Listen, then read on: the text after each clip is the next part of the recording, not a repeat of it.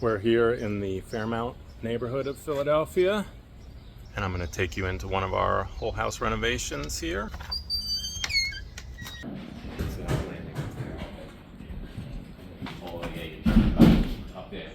So this, it'll be really elegant because this opening here is about 2'2", 2'3", and you'll have these 6-inch radiuses that'll come down and integrate there.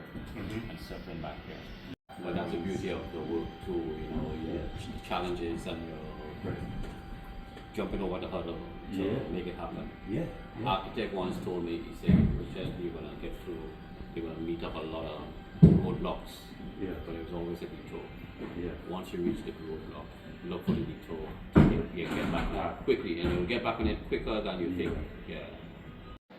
If you look at this beam as I scan across, it's sagging quite a bit over time, and it's actually 4 inches out of level.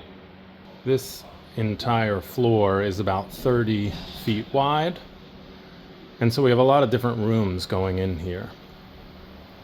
What our crew did is gently sloped some of the floors, like this bedroom or this closet, where you won't notice the slope.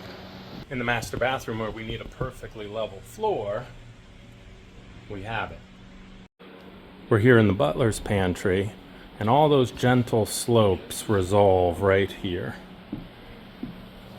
And make it so the walls, make it so you can't tell that we raised that floor. You raise up that floor, right. So that will be perfectly level, but right here is not perfect. But In this room, we're going to level this, drop it down to that point. In the bedroom there, we're actually going to keep the slope because it's a little bit lower. Every room is a slightly different condition.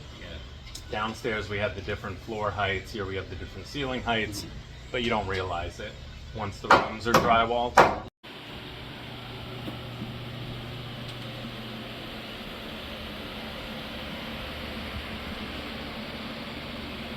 And that's the thing with renos, you know, you need to cooperate and coordinate all the pieces for different components to marry together in order to get that finished product.